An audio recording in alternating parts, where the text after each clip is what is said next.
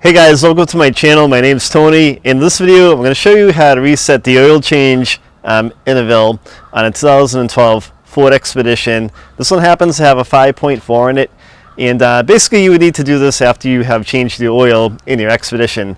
Like I said, this happens to be a 2012.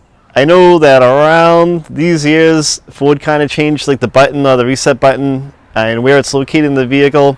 So if you don't have like a reset button like this truck has, and you have like a 2010, it may be like a little button on a cluster that you push in to reset it.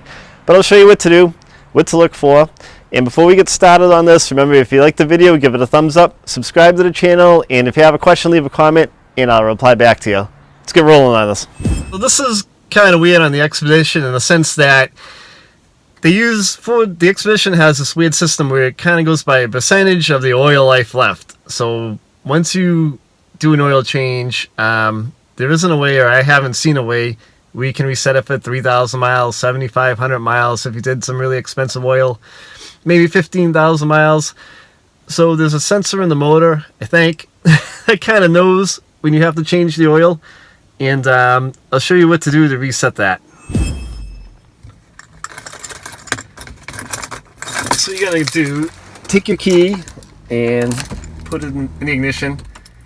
Just kind of turn it forward to accessory. So you'll have this oil change required message once you turn the key to accessory. So to clear that or to reset it, you're going to come over to reset, press that once, and then hit the setup button next to it. And then hit it again, so you're going to hit it twice. Then it says hold reset to renew it. So now you're going to come over to your reset button, you're going to hold it. Oh, I waited too long.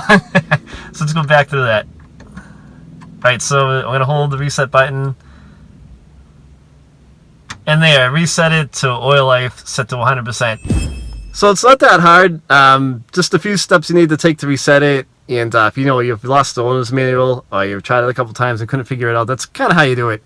So hope you liked the video. If you have any questions, leave a question or a comment or I'll reply back to you. Definitely don't forget to sub the channel. We have a lot of great content coming out. Thanks for watching. Hope to see you soon. Take care.